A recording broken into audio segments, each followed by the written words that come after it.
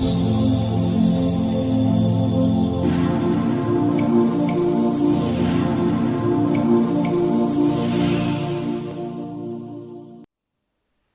ਸਾਰੇ ਭੈਣ ਭਰਾਵਾਂ ਨੂੰ ਜੈ ਮਸੀਹ ਦੀ। ਪ੍ਰਭੂ ਦੇ ਦਾਸ ਤੇ ਦਾਸੀ ਨੂੰ ਜੈ ਮਸੀਹ ਦੀ। ਮੇਰਾ ਨਾਮ ਰੀਨਾ ਕੁਮਾਰੀ ਆ। ਮੈਂ ਪਿੰਡ ਗੜਾ ਫਲੋਰ ਤੋਂ ਆਈ ਆ। ਮੇਰੀ ਟੈਸਟੀਮਨੀ ਮੇਰੀ ਖੁਦ ਦੀ ਆ। ਪਰਮੇਸ਼ਵਰ ਨੇ ਮੇਰੇ ਜੀਵਨ ਦੇ ਵਿੱਚ ਕੰਮ ਕੀਤਾ ਤੇ ਮੇਰੇ ਫੇਫੜਿਆਂ ਨੂੰ ਚੰਗਿਆਈ ਦਿੱਤੀ। ਮੇਰਾ ਮੁਰਦਾ ਫੇਫੜਾ ਜਿੰਦਾ ਹੋਇਆ। ਗੱਲ 2014 ਦੀ ਆ, ਮਾਰਚ ਮਹੀਨੇ ਦੀ। ਮੈਨੂੰ ਬੁਖਾਰ ਚੜ੍ਹਨਾ ਸ਼ੁਰੂ ਹੋ ਗਿਆ। ਜਦੋਂ ਅਸੀਂ ਡਾਕਟਰ ਕੋਲ ਜਾ ਕੇ ਚੈੱਕ ਕਰਵਾਇਆ ਤੇ ਮੈਨੂੰ ਬੁਖਾਰ ਸੀਗਾ 103 ਬੁਖਾਰ ਸੀ। ਡਾਕਟਰ ਨੇ ਮੈਡੀਸਿਨ ਦੇ ਦਿੱਤੀ।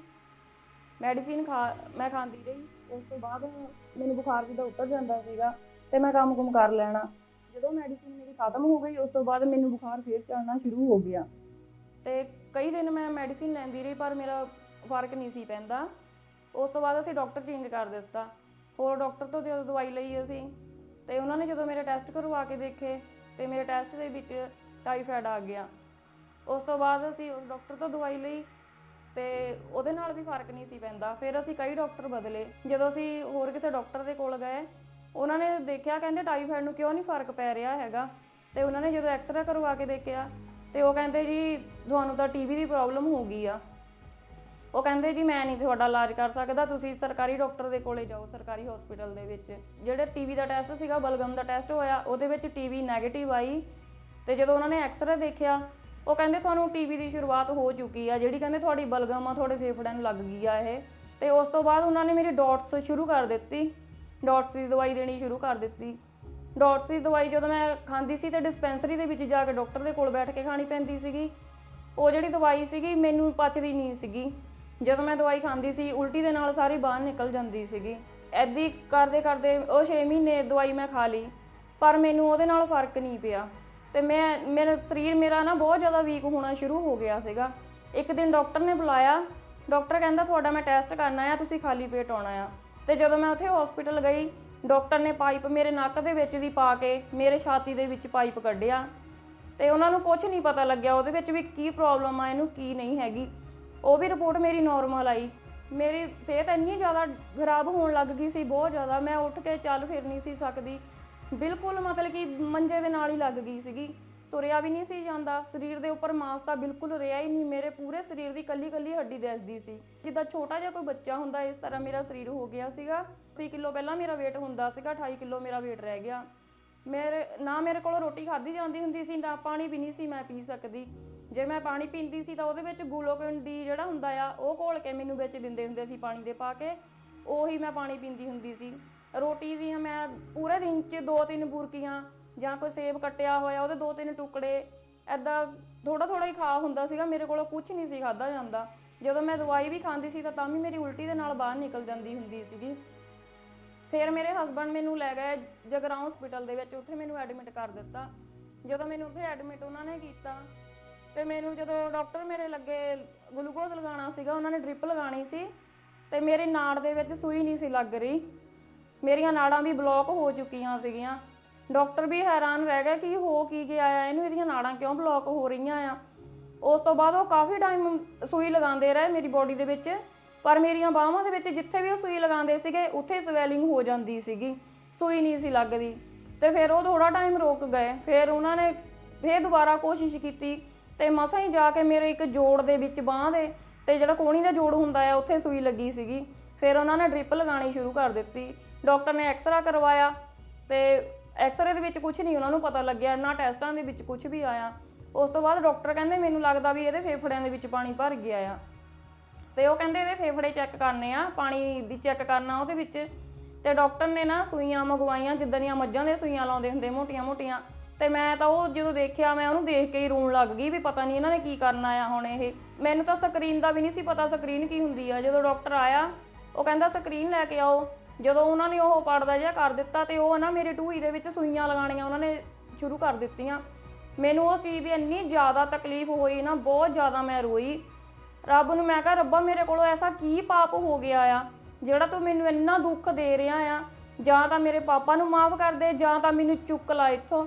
ਬਸ ਇਹ ਦੁਨੀਆ ਹੁਣ ਮੇਰੇ ਲਈ ਨਹੀਂ ਹੈਗੀ। ਮੈਂ ਆਪਣੀ ਜ਼ਿੰਦਗੀ ਤੋਂ ਇੰਨਾ ਜ਼ਿਆਦਾ ਮੇਰਾ ਮਨ ਟੁੱਟ ਚੁੱਕਿਆ ਸੀਗਾ ਕਿ ਮੈਂ ਮਾਰੀ ਜਾਵਾਂ। ਜਦੋਂ ਉਹਨਾਂ ਨੇ ਮੇਰੀ ਢੂਈ ਦੇ ਵਿੱਚ ਸੂਈਆਂ ਲਗਾਈਆਂ ਕੁਝ ਨਹੀਂ ਨਿਕਲਿਆ। ਅਗਲੇ ਦਿਨ ਉਹਨਾਂ ਨੇ ਫਿਰ ਉਹੀ ਪ੍ਰੋਸੀਜਰ ਕਰਕੇ ਦੇਖਿਆ, ਪਰ ਕੁਝ ਨਹੀਂ ਨਿਕਲਿਆ। ਉਹ ਕਹਿੰਦੇ ਤੇਰੇ ਫੇਫੜਿਆਂ ਦੇ ਵਿੱਚ ਪਾਣੀ ਨਹੀਂ ਹੈਗਾ। ਉਸ ਤੋਂ ਬਾਅਦ ਉਹਨਾਂ ਨੇ ਮੈਨੂੰ ਲੁਧਿਆਣੇ ਭੇਜ ਦਿੱਤਾ, ਕਹਿੰਦੇ ਜੇ ਸਿਟੀ ਸਕੈਨ ਕਰਵਾਉਣੀ ਆ। ਉੱਥੇ ਜਦੋਂ ਅਸੀਂ ਲੁਧਿਆਣੇ ਗਏ ਸਿਟੀ ਸਕੈਨ ਦੇ ਲਈ, ਤੇ ਜਦੋਂ ਉਹਨਾਂ ਨੇ ਮੇਰੀ ਸਕੈਨ ਕਰਨੀ ਸ਼ੁਰੂ ਕੀਤੀ, ਉਹਨਾਂ ਨੇ ਸਕੈਨ ਵਿੱਚ ਹੀ ਰੋਕ ਕੇ ਮੈਨੂੰ ਪੁੱਛਿਆ, ਕਹਿੰਦੇ ਸਿਸਟਰ ਤੁਸੀਂ ਆਪਣੇ ਲੰਗਸ ਦਾ ਆਪਰੇਸ਼ਨ ਕਰਵਾਇਆ? ਉਹਨਾਂ ਨੂੰ ਮੈਂ ਕਿਹਾ ਨਹੀਂ ਵੀ ਮੇਰਾ ਤਾਂ ਕਦੀ ਕੋਈ ਆਪਰੇਸ਼ਨ ਹੀ ਨਹੀਂ ਹੋਇਆ ਹੈਗਾ, ਮੈਂ ਅੱਜ ਤੱਕ ਕਦੀ ਕੋਈ ਆਪਰੇਸ਼ਨ ਨਹੀਂ ਕਰਵਾਇਆ। ਮੈਂ ਉਹਨਾਂ ਨੂੰ ਪੁੱਛਿਆ, ਮੈਂ ਕਿਹਾ ਕੀ ਹੋਇਆ? ਕਹਿੰਦੇ ਤੁਹਾਡਾ ਲੈਫਟ ਲੰਗ ਹੈ ਨਹੀਂ ਗਾ। ਹੈਰਾਨ ਰਹਿ ਗਈ ਉਹਨਾਂ ਦੀ ਗੱਲ ਸੁਣ ਕੇ ਵੀ ਇਹ ਕੀ ਹੋਇਆ। ਉਹ ਕਹਿੰਦੇ ਤੁਹਾਨੂੰ ਕੋਈ ਪ੍ਰੋਬਲਮ? ਵੀ ਕੀ ਪ੍ਰੋਬਲਮ ਕੀ ਆ? ਮੈਂ ਉਹਨਾਂ ਨੂੰ ਮੈਂ ਕਿਹਾ ਮੈਨੂੰ ਸਾਹ ਲੈਣ ਦੇ ਵਿੱਚ ਬਹੁਤ ਦਿੱਕਤ ਆਉਂਦੀ ਆ, ਵੀ ਮੇਰਾ ਸਰੀਰ ਬਹੁਤ ਕਮਜ਼ੋਰ ਹੋ ਗਿਆ ਆ, ਵੀ ਦਵਾਈਆਂ ਜਿੱਦਾਂ ਚੱਲੀ ਜਾਂਦੀਆਂ ਡਾਕਟਰ ਦੇ ਕੋਲ, ਵੀ ਮੈਨੂੰ ਫਰਕ ਨਹੀਂ ਪੈਂਦਾ ਹੈਗਾ। ਤੇ ਜੀ ਉਹਨਾਂ ਨੇ ਚਲੋ ਸਾਡੀ ਸੀਟੀ ਸਕੈਨ ਕਰਕੇ ਸਾਨੂੰ ਰਿਪੋਰਟ ਦੇ ਦਿੱਤੀ। ਜਦੋਂ ਅਸੀਂ ਵਾਪਸ ਡਾਕਟਰ ਦੇ ਕੋਲੇ ਆਏ, ਡਾਕਟਰ ਕਹਿੰਦੇ ਜੀ ਤੇਰਾ ਫੇਫੜਾ ਖਰਾਬ ਹੋ ਚੁੱਕਿਆ ਆ। ਡਾਕਟਰ ਨੇ ਫਿਰ ਮੈਨੂੰ ਟੀਵੀ ਦੀ ਦਵਾਈ ਸ਼ੁਰੂ ਕਰ ਦਿੱਤੀ। 10 ਮਹੀਨੇ ਮੈਂ ਟੀਵੀ ਦਾ ਫਿਰ ਦੁਬਾਰਾ ਕੋਰਸ ਕੀਤਾ, ਪਰ ਮੈਨੂੰ ਸਾਹ ਨਹੀਂ ਸੀ ਆਉਂਦਾ ਹੁੰਦਾ। ਮੈਨੂੰ ਖਾਂਸੀ ਆਉਂਦੀ ਹੁੰਦੀ ਸੀ। ਜਦੋਂ ਮੈਨੂੰ ਖਾਂਸੀ ਆਉਂਦੀ ਹੁੰਦੀ ਸੀ, ਇੰਨਾ ਹੁੱਥੂ ਛੱਡਦਾ ਹੁੰਦਾ ਸੀ, ਮੇਰਾ ਯੂਰਿਨ ਵੀ ਲੀਕ ਹੋ ਜਾਂਦਾ ਸੀਗਾ। ਮੈਂ ਉੱਠ ਕੇ ਤੁਰ ਫਿਰ ਵੀ ਨਹੀਂ ਸੀ ਸਕਦੀ, ਕੁਝ ਨਹੀਂ ਸੀ ਕਰ ਸਕਦੀ। ਮੇਰੀ ਬਿਮਾਰੀ ਦੇ ਕਰਕੇ ਮੇਰੇ ਹਸਬੈਂਡ ਦੇ ਕੋਲੇ ਟਰੱਕ ਸੀਗਾ, ਪਹਿਲਾਂ ਖੁਦ ਦੀ ਗੱਡੀ ਸੀਗੀ, ਉਹ ਵੀ ਉਹਨਾਂ ਨੇ ਵੇਚ ਦਿੱਤੀ। ਲੋਕਾਂ ਤੋਂ ਫੜ ਕੇ ਕਰਜ਼ਾ ਚੁੱਕ ਕੇ ਮੇਰੇ ਉੱਪਰ ਪੈਸੇ ਲਗਾ ਦਿੱਤੇ, ਪਰ ਕੋਈ ਆਰਾਮ ਨਹੀਂ ਸੀਗਾ। ਫਿਰ ਲੋਕ ਕੀ ਕਹਿਣ ਲੱਗ ਗਏ, ਉਹ ਫਲਾਣੇ ਬਾਬੇ ਕੋਲ ਚਲੇ ਜਾਓ, ਉੱਥੇ ਚਲੇ ਜਾਓ। ਮੇਰੇ ਹਸਬੈਂਡ ਬਹੁਤ ਜਗ੍ਹਾ 'ਤੇ ਗਏ ਮੈਨੂੰ ਲੈ ਕੇ, ਪਰ ਕਿਸੇ ਪਾਸਿਓਂ ਵੀ ਕੋਈ ਫਰਕ ਨਹੀਂ ਸੀ ਪੈ ਰਿਹਾ। ਦਿਨੋਂ ਦਿਨ ਹਾਲਤ ਇੰਨੀ ਜ਼ਿਆਦਾ ਖਰਾਬ ਹੋ ਰਹੀ ਸੀ, ਬਹੁਤ ਜ਼ਿਆਦਾ। ਤੇ ਲੋਕ ਤਾਂ ਕਹਿੰਦੇ ਸੀਗੇ ਵੀ ਕਿ ਇਹ ਤਾਂ ਹੁਣ ਵੀ ਮਰੀ। ਮੇਰੇ ਘਰਦਿਆਂ ਨੇ ਸਾਰਿਆਂ ਨੇ ਮੇਰਾ ਸਾਥ ਛੱਡ ਦਿੱਤਾ ਸੀਗਾ। ਸਾਰੇ ਕਹਿੰਦੇ ਸੀਗੇ ਇਹਨੂੰ ਪਤਾ ਨਹੀਂ ਕੋਈ ਕਸਰ ਹੋ ਗਈ ਜਾਂ ਇਹਨੂੰ ਕੋਈ ਬਿਮਾਰੀ ਆ, ਇਹਦੀ ਬਿਮਾਰੀ ਤਾਂ ਸਾਨੂੰ ਵੀ ਲੱਗ ਜਾਣੀ ਆ। ਤੇ ਉਹਨਾਂ ਨੇ ਨਾ ਕਹਿੰਦੇ ਸੀ ਤੁਸੀਂ ਨਿਕਲੋ ਇੱਥੋਂ ਘਰੋਂ, ਅਸੀਂ ਨਹੀਂ ਤੁਹਾਨੂੰ ਰੱਖਣਾ, ਤੁਹਾਡੀਆਂ ਤਾਂ ਪਤਾ ਨਹੀਂ ਕਿੱਦਾਂ ਦੀਆਂ ਬਿਮਾਰੀਆਂ ਸਾਡੇ ਬੱਚਿਆਂ ਨੂੰ ਲੱਗ ਜਾਣੀਆਂ ਆ। ਤੇ ਜਿਹੜੇ ਸਾਡੇ ਪਿੰਡ ਦੇ ਲੋਕ ਸੀਗੇ, ਉਹਨਾਂ ਨੇ ਵੀ ਇਹੀ ਗੱਲ ਕਰਨੀ ਸ਼ੁਰੂ ਕਰ ਦਿੱਤੀ। ਤੇ ਉਸ ਤੋਂ ਬਾਅਦ ਸਾਡੇ ਘਰੇ ਬਹੁਤ ਲੜਾਈ ਰਹਿਣ ਲੱਗ ਗਈ ਸੀਗੀ। ਉਹ ਕਹਿੰਦੇ ਸੀ ਤੁਸੀਂ ਇੱਥੋਂ ਨਿਕਲੋ, ਅਸੀਂ ਨਹੀਂ ਤੁਹਾਨੂੰ ਘਰੇ ਰੱਖਣਾ ਹੈਗਾ। ਮੇਰੀ ਹਾਲਤ ਇੰਨੀ ਜ਼ਿਆਦਾ ਖਰਾਬ ਸੀਗੀ ਕਿ ਮੈਂ ਤਾਂ ਉੱਠ ਕੇ ਬੈਠ ਵੀ ਨਹੀਂ ਸੀ ਸਕਦੀ। ਮੈਂ ਨਾ ਆਪਣੇ ਪੇਕਿਆਂ ਉੱਥੋਂ ਸਹੁਰਿਆਂ ਤੋਂ ਮੈਂ ਸਾਰਾ ਕੁਝ ਛੱਡ ਕੇ ਆਪਦੇ ਪੇਕੇ ਘਰ ਆ ਗਈ। ਇੱਥੇ ਜਦੋਂ ਮੈਂ ਆ ਗਈ, ਉਸ ਤੋਂ ਬਾਅਦ ਮੇਰੀ ਜਲੰਧਰ ਤੋਂ ਦਵਾਈ ਸ਼ੁਰੂ ਹੋਈ। ਤੇ ਉੱਥੇ ਜਦੋਂ ਅਸੀਂ ਜਲੰਧਰ ਗਏ ਆ ਹਸਪੀਟਲ ਦੇ ਵਿੱਚ, ਤੇ ਡਾਕਟਰ ਨੇ ਜਦੋਂ ਮੇਰੀ ਕੰਡੀਸ਼ਨ ਦੇਖੀ, ਡਾਕਟਰ ਨੇ ਇੱਦਾਂ ਸਿਰ ਫੇਰ ਦਿੱਤਾ। ਡਾਕਟਰ ਕਹਿੰਦਾ ਵੀ ਮੈਂ ਨਹੀਂ ਇਹਦਾ ਇਲਾਜ ਕਰ ਸਕਦਾ। ਤੇ ਫਿਰ ਜਦੋਂ ਅਸੀਂ ਉਹਦੇ ਕਮਰੇ ਦੇ ਵਿੱਚੋਂ ਬਾਹਰ ਆਉਣ ਲੱਗੇ ਆ, ਉਹਨੇ ਸਾਨੂੰ ਫਿਰ ਦੁਬਾਰਾ ਆਵਾਜ਼ ਮਾਰ ਲਈ, ਕਹਿੰਦਾ ਮੈਂ ਇਹਦਾ ਇੱਕ ਟੈਸਟ ਕਰਵਾ ਕੇ ਦੇਖਣਾ ਆ, ਵੀ ਜੇ ਤਾਂ ਉਹ ਰਿਪੋਰਟ ਦੇ ਵਿੱਚ ਮੈਨੂੰ ਕੁਝ ਲੱਗਿਆ ਵੀ ਇਹਦਾ ਇਲਾਜ ਕਰਨ ਵਾਲਾ ਹੈਗਾ ਤਾਂ ਮੈਂ ਫੇਰ ਕਰਾਂਗਾ। ਤੇ ਮੇਰੇ ਮਾਮਾ ਜੀ ਨਾਲ ਸੀਗੇ, ਉਹ ਕਹਿੰਦੇ ਚਲੋ ਕੋਈ ਨਹੀਂ, ਵੀ ਪਹਿਲਾਂ ਵੀ ਅਸੀਂ ਇੰਨਾ ਇਲਾਜ ਇਹਦਾ ਕਰਵਾ ਚੁੱਕੇ ਹਾਂ, ਤੁਸੀਂ ਕੋਈ ਟੈਸਟ ਕਰਵਾ ਲਓ। ਕਹਿੰਦਾ ਟੈਸਟ ਨਾ ਥੋੜਾ ਮਹਿੰਗਾ ਹੋਣਾ ਆ, ਤੇ ਕਹਿੰਦਾ 6500 ਰੁਪਏ ਦਾ ਟੈਸਟ ਆ। ਅਸੀਂ ਕਿਹਾ ਚਲੋ ਕੋਈ ਨਹੀਂ। ਉਹਨਾਂ ਨੇ ਨਾ ਮੇਰਾ ਸੈਂਪਲ ਲਿਆ। ਉਸ ਤੋਂ ਬਾਅਦ ਕਹਿੰਦੇ ਰਿਪੋਰਟ ਜਿਹੜੀ ਅਸੀਂ ਮੁੰਬਈ ਤੋਂ ਆਉਣੀ ਆ, ਉਹ ਇੱਕ ਹਫ਼ਤੇ ਬਾਅਦ ਰਿਪੋਰਟ ਜਦੋਂ ਆਈ, ਤੇ ਉਹਨਾਂ ਨੇ ਸਾਨੂੰ ਕਾਲ ਕੀਤੀ। ਅਸੀਂ ਜਦੋਂ ਉੱਥੇ ਗਏ, ਤੇ ਉਹ ਕਹਿੰਦੇ ਵੀ ਤੁਹਾਡੀ ਨਾ ਦਵਾਈਆਂ ਨੇ ਕਹਿੰਦੇ ਅਸਰ ਕਰਨਾ ਬੋਡੀ ਦੇ ਉੱਪਰ ਬੰਦ ਕਰ ਦਿੱਤਾ ਆ। ਤੇ ਬਾਅਦ 'ਚ ਡਾਕਟਰ ਨੇ ਬਿਲਕੁਲ ਹਲਕੀਆਂ ਦਵਾਈਆਂ ਦੇ ਨਾਲ ਮੇਰਾ ਟ੍ਰੀਟਮੈਂਟ ਸ਼ੁਰੂ ਕੀਤਾ। ਤੇ ਉੱਥੋਂ ਮੈਨੂੰ ਦਵਾਈ ਦੇ ਨਾਲ ਫਰਕ ਪੈਣ ਲੱਗ ਗਿਆ।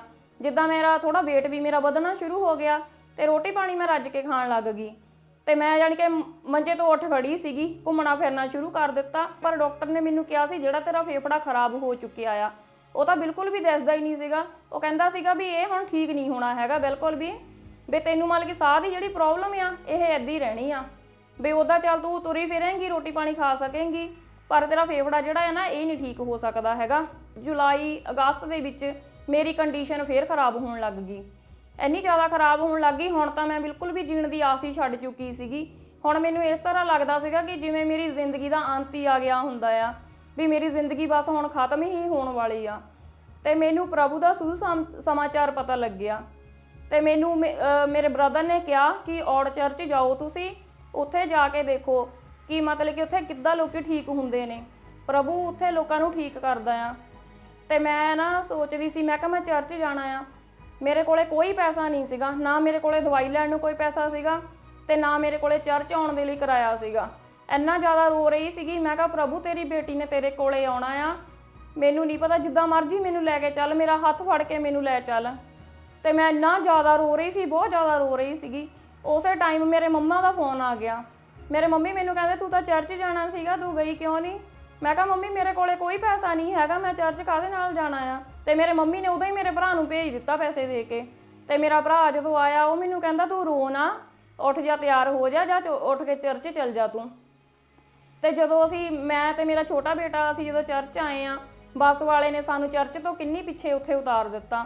ਜਦੋਂ ਮੈਂ ਉੱਥੇ ਉਤਰੀ ਆ, ਮੈਨੂੰ ਸਾਹ ਲੈਣ ਦੇ ਵਿੱਚ ਬਹੁਤ ਦਿੱਕਤ ਹੋ ਰਹੀ ਸੀ, ਮੈਨੂੰ ਸਾਹ ਨਹੀਂ ਸੀ ਆ ਰਿਹਾ। ਇੰਨੀ ਮੁਸ਼ਕਿਲ ਦੇ ਨਾਲ ਮੈਂ ਉੱਥੋਂ ਚੱਲ ਕੇ ਆਈ।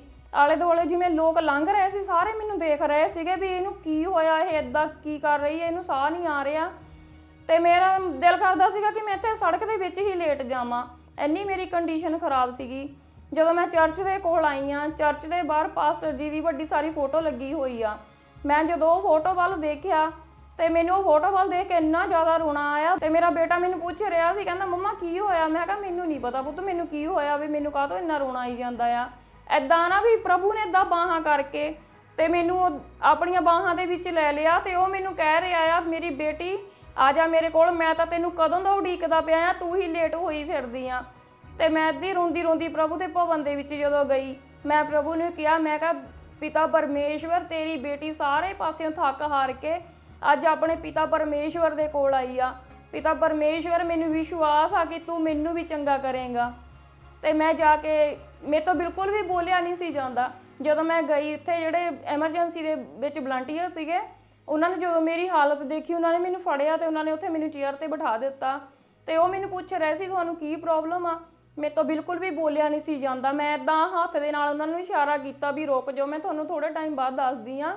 ਤੇ ਜਦੋਂ ਮੇਰਾ ਸਾਹ ਥੋੜ੍ਹਾ ਜਿਹਾ ਕੰਟਰੋਲ ਹੋਇਆ, ਫਿਰ ਮੈਂ ਉਹਨਾਂ ਨੂੰ ਦੱਸਿਆ ਵੀ ਇੱਦਾਂ ਕਰਕੇ ਮੈਨੂੰ ਸਾਹ ਦੀ ਬਹੁਤ ਜ਼ਿਆਦਾ ਪ੍ਰੋਬਲਮ ਆ, ਮੈਨੂੰ ਸਾਹ ਨਹੀਂ ਆ ਰਿਹਾ। ਤੇ ਉਹ ਮੈਨੂੰ ਕਹਿੰਦੇ ਤੁਸੀਂ ਬੈਠੋ, ਵਰਸ਼ਿਪ ਸੁਣੋ, ਗਵਾਹੀਆਂ ਸੁਣੋ, ਕੋਈ ਨਹੀਂ, ਪਰਮੇਸ਼ਵਰ ਤੁਹਾਨੂੰ ਵੀ ਆਰਾਮ ਦੇਵੇਗਾ। ਤੇ ਮੈਂ ਉੱਥੇ ਬੈਠੀ। ਤੇ ਉਸ ਤੋਂ ਬਾਅਦ ਐਮਰਜੈਂਸੀ ਦੇ ਵਿੱਚ ਜਦੋਂ ਪਾਸਟਰ ਜੀ ਆਏ ਤੇ ਉਹਨਾਂ ਨੇ ਮੇਰੇ ਸਿਰ 'ਤੇ ਹੱਥ ਰੱਖ ਕੇ ਜਦੋਂ ਮੇਰੀ ਲੇ ਹੈਂਡ ਕੀਤੀ,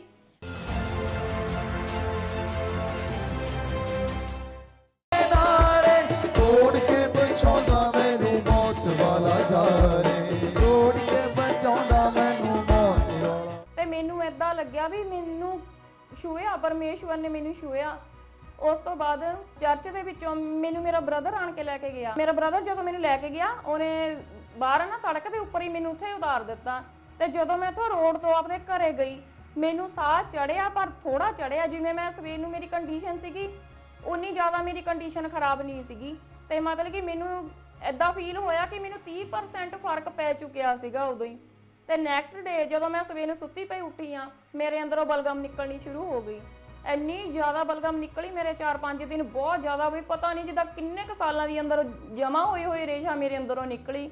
ਤੇ ਉਸ ਤੋਂ ਬਾਅਦ ਮੈਨੂੰ ਸਾਹ ਜਿੱਦਾਂ ਸਹੀ ਹੋਣ ਲੱਗ ਗਿਆ। ਤੇ ਮੈਂ ਨਾ ਆਪਣੇ ਆਪ ਨੂੰ ਸਹੀ ਇੱਦਾਂ ਲੱਗਣ ਲੱਗ ਗਿਆ ਕਿ ਹਾਂ ਮੈਂ ਠੀਕ ਹੋ ਰਹੀ ਹਾਂ। ਪਾਸਟਰ ਜੀ ਨੇ ਜਦੋਂ ਐਮਰਜੈਂਸੀ ਦੇ ਵਿੱਚ ਮੇਰੀ ਲੇ ਹੈਂਡ ਕੀਤੀ ਸੀ, ਤੇ ਉੱਥੇ ਘੁੰਮਦੇ ਘੁੰਮਦੇ ਕਹਿ ਰਹੇ ਸੀਗੇ ਕਿ ਤੁਸੀਂ ਹਰ ਰੋਜ਼ ਠੀਕ ਹੋ ਰਹੇ ਆ ਤੇ ਤੁਸੀਂ ਬਹੁਤ ਜਲਦੀ ਗਵਾਹੀ ਦੇ ਨਾਲ ਆਉਣ ਵਾਲੇ ਆ।